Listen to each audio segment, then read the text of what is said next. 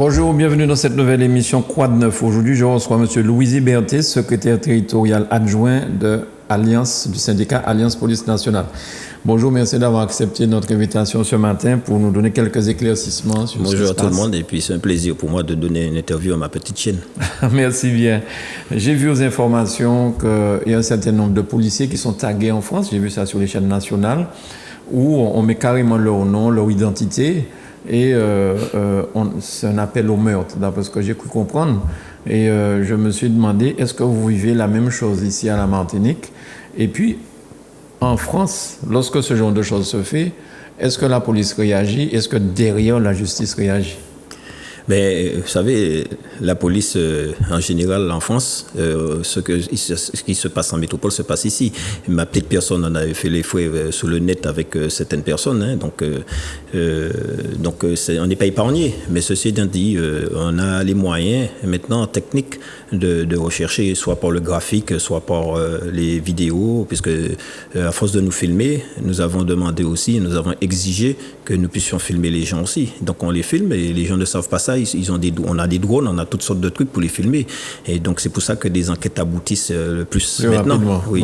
Et donc, ce genre de truc est fait pour intimider certaines personnes. Parce que le policier qui est menacé comme ça, il y a son nom sur le mur, c'est que ce policier est efficace. Ce policier la gêne et ce policier-là a un rendement qui ne plaît pas aux délinquants.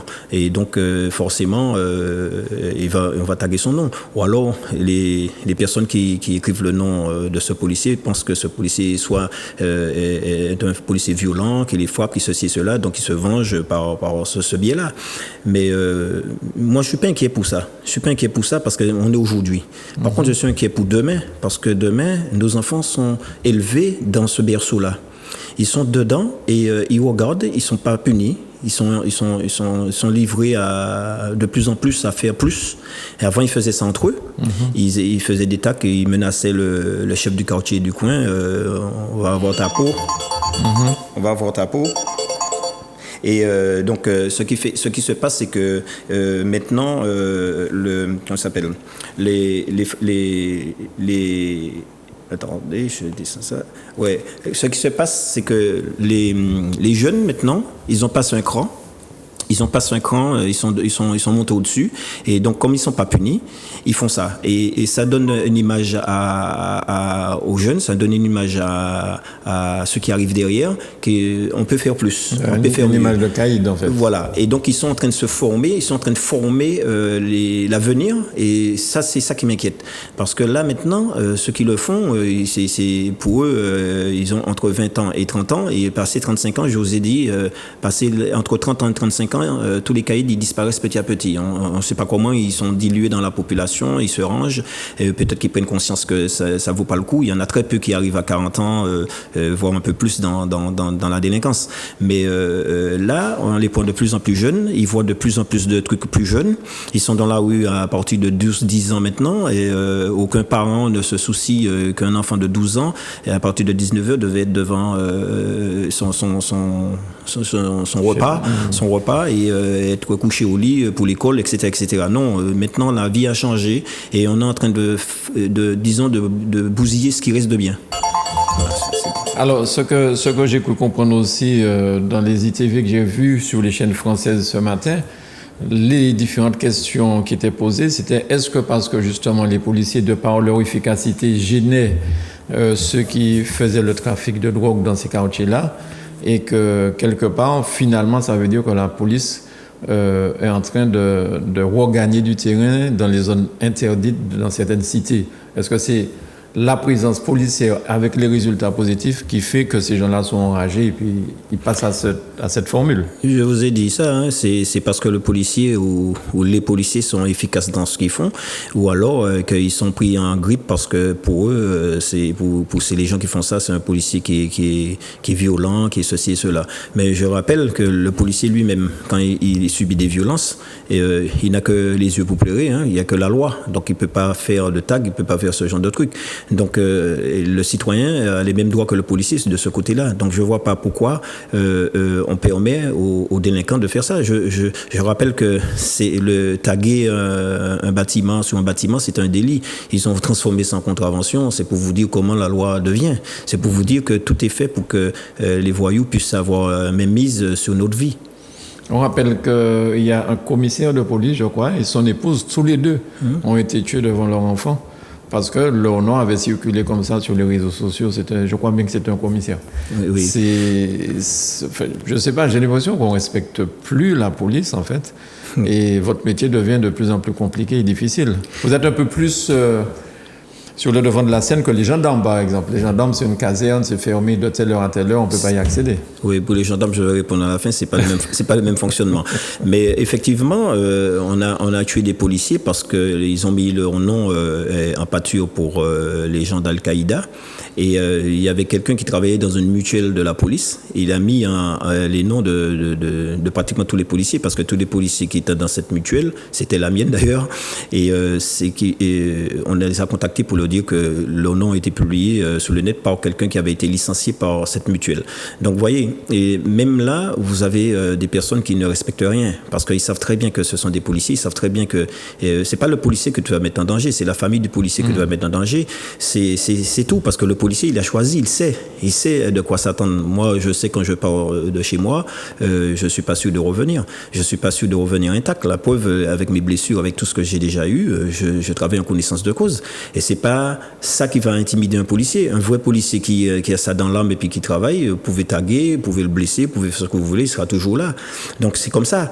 Mais je pense aussi que tout est fait, je ne sais pas, je le dis tout le temps, c'est le législateur est dans sa lâcheté fait des lois pour pouvoir soi-disant protéger les délinquants, mais dans sa lâcheté aussi, cette loi est laissée à la vindicte des juges. C'est-à-dire que, par exemple, là, les gendarmes, ils ont arrêté le petit jeune qui faisait le rodéo à Ducos, là, devant je rappelle à tout le monde que c'est 5 ans de prison qu'il encourt et 10 000 euros d'amende. Oh, vous voyez la sanction qui est derrière. C'est un appel, un bol d'air pour les autres puissent continuer, parce que c'est la carte de visite qu'on est en train de donner à ce jeune. Et je rappelle que cette personne-là qu'on a tenue là, justement, il avait fait d'autres délits et il est connu. Donc je comprends pas pourquoi on fait exprès de laisser les gens faire du n'importe quoi et puis gravir les échelons dans la délinquance en voyant ça. Donc les juges, eux, ils se permettent d'interpréter la loi à leur façon, et quand ils veulent, comme ils veulent. Et il suffit d'avoir une loi, il y a une loi, il dit, 5 ans, même on peut donner un jour. Hein. Et il y a 5 ans, on peut donner un jour. Hein. On peut faire un rappel à la loi aussi. Tout ça est dans la panoplie. Sauf que la victime n'est jamais réparée. Les victimes ne sont jamais réparées, premièrement. Et deuxièmement, la société se retrouve faible, affaiblie par ce genre de décision.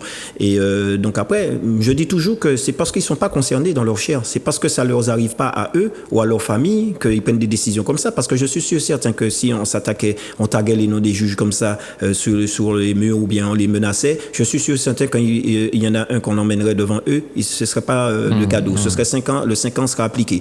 Donc il y a des lois qui existent contre ça, il faut le mettre en application. Et puis vous avez des choses qui se passent comme le rodéo, comme les rassemblements qui n'ont pas lieu d'être. Eh ben, nous avons les moyens, laissez-nous faire notre travail, mais on ne veut pas qu'on le fasse. C'est ça, la paix sociale passe avant justement la répression. Et là, on n'est plus dans la prévention. Il faut qu'on aille dans la répression, parce que malheureusement, tout le monde me connaissait depuis 15-20 ans. Je prône mi-figue, mi-raisin, moitié prison, moitié rééducation. Mais depuis quelque temps, j'ai dû changer ma façon de parler pour dire que c'est tout carcéral. Parce qu'on arrive à un moment donné, on ne peut plus faire de cadeaux. Parce qu'ils ne font pas de cadeaux. Les délinquants ne nous font pas de cadeaux. Ils ne se font pas de cadeaux entre eux, mais ils ne font pas de cadeaux non plus, nous, citoyens. Je pense qu'il faut à un moment donné laisser la prévention de côté, faire de la répression pour pouvoir revenir à la prévention. Parce que là, on ne peut plus. Tout le monde est délinquant. Dès on sort du ventre de sa maman, on est un délinquant. C'est pas normal. C'est pas normal qu'une société puisse avoir autant de délits qui sont impunis. Est-ce qu'il y a des zones de non-droit ici en Martinique, enfin dans des quartiers que vous ne pouvez pas aller, ou que vous essuyez des coups de feu à balles réelles sur vos véhicules? Oui. Est-ce que ça existe, ou bien est-ce que c'est on a ça dans son imagination? Non, il n'y a pas de zone de non-droit en Martinique. Il n'y a pas de zone de non-droit dans la police en général. Le problème qui se pose, c'est que, je vous donne un exemple. Dans le 93 ou dans des départements, les véhicules de police sont caillassés, on est tiré dessus et les collègues sont obligés de reculer. Pourquoi? Parce qu'on a dans le code pénal, le code procédure pénale, on a les moyens de faire justement notre boulot. Mais nous, si on le fait, on se retrouve au banc des accusés. C'est ça le problème. Le problème, il est là. Le problème, c'est le nerf de la guerre, c'est ça. C'est laisser les policiers faire le travail, laissez-nous appliquer le code pénal, laissez-nous appliquer le code de procédure pénale. Mais non. Et donc, on nous empêche. Vous allez partir après une moto, par exemple, qui est sans casque, qui est volé, vous savez bien, il n'a pas de Neyman, il n'y a rien, le policier, il détecte tout de suite le véhicule volé. On va essayer d'interpeller cette personne. Cette personne, malheureusement, va chuter, va être mortellement touchée ou bien va être blessée. Vous allez avoir la population qui va vouloir tuer les policiers, qui va vouloir faire des émeutes. Des bonnes personnes, hein, la plupart des fois. Hein. Même les voyous vont s'y mettre, mais les bonnes personnes vont s'y mettre aussi. Parce qu'on a touché à un de leurs enfants. Et le problème, il est là. Et la police ne peut plus travailler dans le sens propre du terme. Vous savez, en Angleterre, ils faisaient la même chose. Ils caillassaient les policiers, les gendarmes, les policiers étaient obligés de reculer, Mais vous savez ce qu'ils ont fait? Ils ont donné le droit aux policiers de percuter les scooters, les motos qui refusent d'obtempérer. Même une bonne personne qui est casquée, qui tout, on lui dit de s'arrêter, il veut pas, mais il est percuté. Et je vous garantis que les images que nous avons, que nous visionnons de la police anglaise, c'est pas on touche la moto, hein. Ouais. C'est vraiment percuté. Donc, vous voyez, on n'est pas en Angleterre, on n'est pas aux États-Unis, on peut pas comparer les choses. On a beaucoup de liberté. Moi, je dis que trop de liberté arrive à tuer la liberté. Mais ça tue aussi la population parce que la population n'arrive pas à avancer. La population n'est pas protégée. Donc, on vous interdit de partir en chasse, c'est ça? Oui, ça s'appelle plus chasse. On peut plus partir en chasse après un véhicule ou après il faut un motif valable. Il faut que cette personne ait tué quelqu'un. Il faut que cette personne ait commis des délits et compagnie et qu'on soit sûr de notre coup et que le véhicule volé, même des fois un véhicule volé, on demande de stopper la poursuite. C'est terrible, quoi. Du moment que ça dure un peu trop longtemps, c'est vrai que ça nous met en danger, parce qu'on peut aller à la mort en poursuivant un véhicule comme ça, ou on peut aussi, par cette poursuite, procréer d'autres accidents collatéraux sur cela. Mais l'omelette se fait avec des œufs. Et on le cuit pas dans la coquille. On est obligé de casser la coquille. Donc le problème qui se pose, c'est que la police a besoin de ces moyens-là, a besoin justement qu'on le laisse travailler et qu'on le laisse faire les omelettes comme il faut. Et non, vous savez, un policier ne se lève pas ce matin et va dire tiens, je vais tuer quelqu'un, je vais tabasser quelqu'un. C'est pas vrai. On se lève et puis les circonstances t'amènent à certaines actions, à certaines non-actions. Et de plus en plus, vous aurez des non-actions de la police, puisque tout est fait pour pouvoir décourager le policier. Tout est fait, y compris par ceux qui corrigent, qui dirigent, qui infligent des punitions ou qui, soi-disant, nous mettent des matériels à disposition. Eh bien, ceux-là même, ce sont les premiers qui déglinguent la police.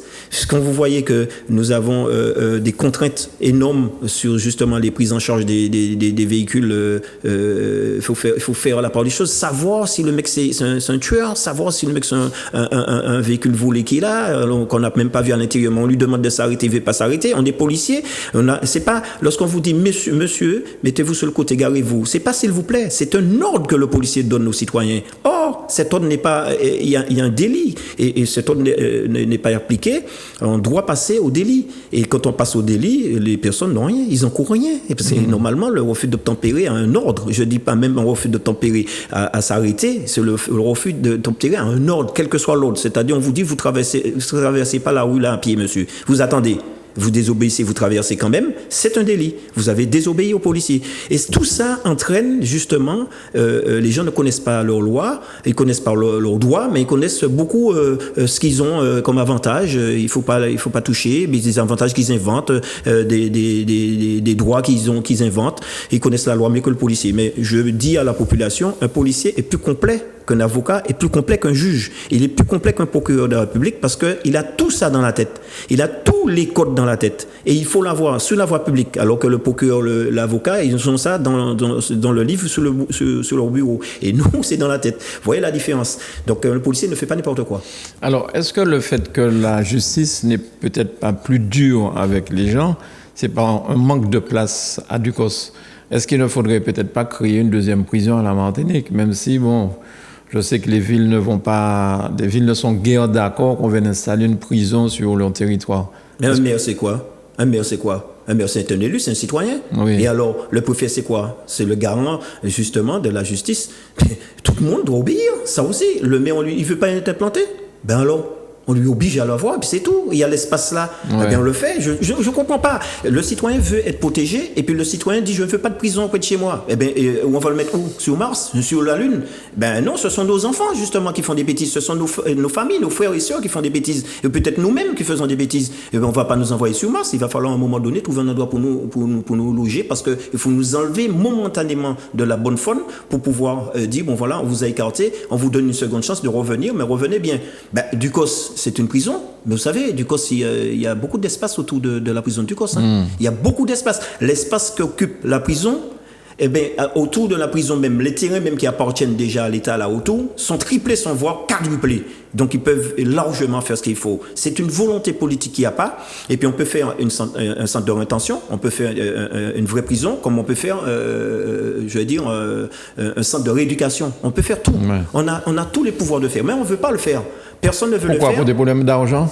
C'est pas une question d'argent. On a vu le Covid, l'argent, il y en avait l'argent. On l'a vu qu'il y avait l'argent. Mais pendant le Covid, on nous a dit dépense nos limites. Donc je ne vois pas pourquoi pour la sécurité, on ne pourra pas dire qu'on peut faire ça. Et puis il y a un petit truc que les gens ne savent pas. Moi, je suis policier, j'interpelle les délinquants, j'interpelle les gens, je les emmène devant le juge. Le juge prend la décision d'envoyer à Ducos ou pas. Mais quand ils arrivent à Ducos, ils vont passer 5, 6, 30 ans avec les gardiens de prison qui, eux, ils sont en prison, eux aussi, ils sont fermés avec les délinquants, ils sont à l'intérieur. Or, ils n'ont pas de protection, ils n'ont rien du tout. Là aussi, cette chaîne-là, cette partie de chaîne-là, il y a un gros problème là-dessus, il va falloir que les autorités réfléchissent. Et puis, on nous donne des pouvoirs de gardien de prison. Le policier n'est pas formé pour être gardien de prison. Par exemple, nous, on garde les détenus qui sortent de la MENA, qui sortent de la prison, qui sont malades, qu'on envoie à la MENA. C'est les policiers qu'on envoie là. Eh ben, moi, je dis non. Et là, j'ai vu, cette semaine, le 9 exactement, il y a eu une loi qui est passée, qui est entrée au journal officiel, qui dit qu'on peut armer les matons, qu'on peut faire ceci, qu'on peut faire cela. Les matons, c'est les gardiens de prison. C'est péjoratif, c'est comme les flics. Oui. Et donc, j'ai tout de suite appelé un des copains délégués. Je lui ai dit que je suis fier de savoir que cette loi est sortie. Pourquoi? Parce que, et lui et moi, nous sommes d'accord que les policiers n'ont rien à faire à surveiller des détenus. Des GAV, oui, mais des détenus, non. Donc, ce qu'il faudrait tout simplement dire, que les policiers n'ont rien à faire à garder des détenus. Et ça ferait des policiers qui reviendront au travail, qui reviendront sur la voie publique et non se retrouver à surveiller à la place des gardiens de prison, des prisonniers. Et ça, c'est une entente, c'est encore une grosse magouille entre le ministre de la Justice et le ministre de l'Intérieur. Et ça, il faut que ça cesse. Il faut que les citoyens puissent savoir qu'on détourne les policiers de leur mission première, qui est justement d'emmener la sécurité. C'est pas à nous. On a amené la sécurité, on a fait interner cette personne. Et là, maintenant, c'est plus à nous. On n'est plus garant de privation de liberté de cet individu. C'est pas à nous. Alors, pourquoi les gens comprennent bien? Lorsqu'il y a un gardé à vue, c'est les GAV, c'est ça, c'est gardé à vue. Oui. Et qui souffre de quelque chose, il faut l'emmener à l'hôpital, à la MENA. Vous devez aller l'accompagner et vous êtes au moins 2. Oui, c'est systématiquement, quand on interpelle quelqu'un, il a des droits, hein, puisqu'on a inclus beaucoup de droits. Ça, et le fait de l'écrire, de le taper, ça fait beaucoup de temps perdu. Mais c'est des droits qu'ils ont, qu'on les accorde. Eh bien, s'ils veulent voir le médecin, ou si nous jugeons en tant qu'officier de police judiciaire qu'il doit voir un médecin, on l'envoie voir un médecin. Et il est toujours accompagné de policiers, de 2 ou 3 minimum, puisque le règlement intérieur de la police, c'est 2 policiers pour un GAV, pas moins. D'accord. Et arrivé là, vous êtes obligé de rester là, attendre tout pour éventuellement le ramener en garde à vue ou l'hospitaliser. Tout à fait, parce que soit il est en attente d'une décision de la justice pour être interné ou pas, soit il est au début de l'enquête et puis on cherche à savoir ce qu'il a fait ou pas. Donc il est gardé à vue. Donc on doit avoir vue sur cette personne. Et des fois les médecins ils ne comprennent pas ce genre de truc parce qu'il y en a beaucoup de médecins qui sont anti-policiers, beaucoup. Et malheureusement parce que quand on arrive devant, ils veulent qu'on enlève les menottes. Donc la plupart des fois ça me fait, et je suis mort de rire parce que quand c'est un forcené et une demande d'enlever les menottes, vous savez, au début j'étais réticent. Je dis il va vous blesser. Mais maintenant je dis il veut l'enlever, enlever les menottes. Nous on est capable après de le taser, de le remettre mais on va le laisser avec le médecin. Quand il va bousculer un tout petit peu le médecin, ils vont comprendre. Donc ils ne sont pas conscients, des fois, quand on arrive devant eux, que ne vient pas là, le policier ne vient pas là pour dire, bon voilà, non, et puis le médecin aussi, il reçoit des ordres. Parce que contrairement à ce qu'ils pensent, lorsque moi j'ai une réquisition en main, je représente le procureur de la République, je viens, je dis monsieur, vous faites, c'est pas s'il vous plaît, c'est vous faites, c'est pas la même chose, vous faites l'acte parce que la justice vous ordonne de le faire. Et il y en a qui sont réticents, comme partout, on a tellement de contestataires. Voici aussi une nouveauté dans la vie du citoyen qui conteste tout et qui envoie justement un mauvais signal pour les jeunes qui arrivent derrière, parce que ce sont les adultes qui sont concernés par ça, qui contestent tout, qui sont anti-tout, qui sont contre tout, mais ils ne donnent pas de solution. Je me rappelle une petite anecdote, et ce monsieur est devenu ministre, c'est M. Guéant. J'étais entré dans son bureau à Paris avec une délégation, et puis je lui ai dit, vous savez, moi je suis contre ça, je ne suis pas d'accord avec ça. Eh bien, bon, vous n'êtes pas d'accord avec ça? Mais vous proposez quoi, monsieur? Ah. Et c'est là que ça m'a fait réfléchir. Il m'a dit, il m'a pincé là, personne ne va me pincer sous ça. Maintenant, quand je dis non à quelque chose, je dis voilà, j'ai une proposition. Une solution. J'ai une solution, Ouais. j'ai une proposition. La vôtre ne me plaît pas, mais j'en ai une. Eh bien, c'est ça le problème, c'est qu'on conteste tout, mais on n'a aucune solution à proposer aux gens qui sont en face de vous, sauf la violence verbale ou sauf les menaces, etc. Et que dans toutes les positions, partout, vous allez voir ça. Et Alors, c'est ça le mal de la société. Alors justement, le mal de la société, on voit qu'aujourd'hui, il y a de plus en plus de professeurs, d'instituteurs qui veulent abandonner ce métier. Même si c'est un métier qu'ils aiment, qu'ils adorent, mais ils sont obligés de laisser parce qu'ils n'en peuvent plus. Un instituteur, il y a 1 an, a eu la tête coupée, carrément. Les policiers, vous êtes là en train de témoigner de ce qui se passe dans la police. C'est un métier difficile. Il y a beaucoup de personnes peut-être qui n'ont plus envie de pratiquer ce genre de métier. Finalement, est-ce que vous arrivez à recruter des jeunes qui ont encore envie d'embrasser ce métier? Mais on arrive encore, c'est ce que je disais tout à l'heure là, ça ne décourage pas... Ceux qui sont déjà dedans. Non, ça ne Mais ceux qui sont à l'extérieur. Ça ne décourage pas ceux qui ont envie d'être policiers, parce que vous savez, il y a des personnes qui ont envie d'être policiers. Contrairement à ce qu'on puisse penser, on a beaucoup d'emplois jeunes, il y a beaucoup de jeunes qui veulent faire ce métier-là. Et moi, chaque entrée, à chaque septembre, nous avons des cadets de la République. Et les syndicats sont reçus dans l'enceinte de l'école pour pouvoir dialoguer avec les jeunes. Et moi, je leur dis tout le temps, vous avez mis un orteil dans la police, il faut mettre le pied et ainsi de suite. Il faut s'affirmer. Et si vous sentez que ce n'est pas un métier qui est pour vous, commencez à enlever l'orteil dès maintenant. Parce que quand on va vous l'enlever, vous allez être imputé. Alors, il vaut mieux que vous preniez vos dispositions de vous-même, vous savoir. C'est une volonté d'être policier, de sacrifier sa vie. Parce que moi, je dis ça, c'est un sacrifice qu'on fait. C'est comme les infirmiers, c'est comme les médecins, c'est comme les douaniers, c'est comme les gardiens de prison. Ce sont des métiers où on sacrifie une bonne partie de sa vie pour ça. On peut dire ce qu'on veut. Le policier ne sera jamais payé pour ce qu'il donne. Jamais il sera payé pour ce qu'il donne. Parce qu'il ne sait pas s'il va donner sa vie aujourd'hui, il ne sait pas si c'est un bras, il ne sait pas si c'est un œil, il ne sait pas ce qu'il va donner, mais il donne tous les jours. Et donc le problème, c'est que les jeunes, il faut les encadrer, il faut les éduquer pour qu'ils puissent aimer ce métier. Mais dedans aussi, il faut faire attention parce que le recrutement, et moi je suis à cheval sur ça, c'est le recrutement, il faut être sans cadeau. Et pour être policier, il faut que cette personne soit quelqu'un qui aime le citoyen, qui aime la loi et qui soit, je dirais, digne de cela. Et non quelqu'un qui est désinvolte et puis qui, la loi, on s'en fout. Et puis quand je serai policier, puis je vais... Non. Dès le départ, il faut que cette personne puisse avoir la carrure de policier. Il faut que cette personne puisse avoir l'âme de policier. Et vous avez le métier de policier, il est différent de celui du gendarme. Et c'est ce que je vous avais dit, j'allais revenir sur ça. Le gendarme, lui, à partir de 19h, les portes des gendarmeries sont fermées. Et vous avez une permanence pour les affaires courantes qui tombent en nuit. Mais nous, on travaille H24. On travaille H24 et la porte du commissariat, quelle que soit l'heure de la journée ou de la nuit, vous allez toquer, il va y avoir quelqu'un qui va vous répondre pour pouvoir vous aider, vous aiguiller ou vous protéger. Donc la différence, elle est déjà là. Et puis ensuite, nous sommes civils. Nous ne sommes pas militaires. Et ils reçoivent des ordres, ils se conforment aux ordres. Donc quand on leur dit de rester debout là, ils vont rester debout là. Alors que nous, les policiers, on va nous dire de rester debout là, on va dire pourquoi ? On va leur demander pourquoi. On va demander la hiérarchie, mais pourquoi ? Et pourquoi vous voulez qu'on reste là ? Parce qu'on doit contester. On peut contester l'ordre qui n'est pas légal, l'ordre qui nous semble ne pas être juste, alors qu'eux, ils ne peuvent pas faire ça. Donc, vous savez, les différences sont là. Et puis, vous savez, les forces de douane, les forces de la pénitentiaire, tout ça, ce sont des métiers à haut risque, des métiers où la valorisation de l'homme n'est pas faite. C'est-à-dire... Par exemple, hier, je vois ma hiérarchie, juste avant une réunion, puisqu'ils ont décidé de faire un DTN, c'est-à-dire qu'il y aura un seul commissaire qui va commander tout le monde en Martinique. Et juste avant ça, je vois ma hiérarchie qui me dit « Vous êtes en silence radio ?» Alors, je lui dis pourquoi? Et tout simplement, je lui dis mais je suis en silence radio parce que depuis 3 semaines, vous me convoquez matin, midi et soir à des réunions. Donc sur la voie publique, ça va être un peu compliqué. Et on m'a presque demandé de laisser le syndicat pour que je puisse rester à la tête de mes hommes. Vous voyez, donc soit je gêne syndicalement parlant, ou soit vraiment on m'aime beaucoup. Donc et quand je vois ça et on me fait des reproches parce qu'un véhicule a été cassé et que ça n'a pas été signalé et en plus l'accusation a été faite sur mes hommes. Moi j'ai dit non parce que moi autant qu'on me connaît autant je suis dur avec mes hommes et je dis à mes hommes chaque fois que vous cassez un véhicule de police vous écrivez. Je serai là pour vous aider, je serai là derrière vous. Personne ne va vous la faire à l'envers.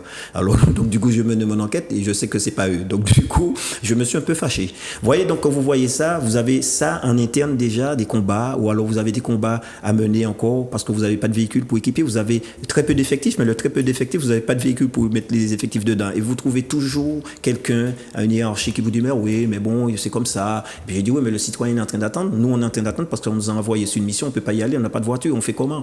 C'est tout un combat et ça c'est pas normal et ceux qui gèrent la vie des Français, ceux qui nous gouvernent qu'on a mis là, je pense aussi qu'ils doivent prendre des responsabilités. Ils ont une part de responsabilité énorme de ce qui se passe, mais ils doivent prendre leurs responsabilités correctement. Et je ne dis pas qu'il faut donner un sein blanc aux policiers. Je ne dis pas qu'il faut donner le droit de tuer aux policiers. Je dis qu'il faut donner le droit que le policier soit respecté dans son travail. Et c'est là qu'on a un problème. Et on n'est pas respecté. Merci beaucoup, Monsieur Luc Ziberté, secrétaire territorial adjoint du syndicat Alliance Police Nationale. Merci d'être venu donc, nous donner des explications et des renseignements. Et vous serez toujours le bienvenu ici pour pouvoir, comme ça, lorsqu'on entend des choses sur la police, que vous puissiez venir les expliquer, comme cette histoire de notre policier tagué en France, on appelle au meurtre contre ces policiers. Merci, monsieur. C'est moi qui vous remercie. Merci, Manuela. Merci à vous chez vous de nous avoir suivis. À bientôt.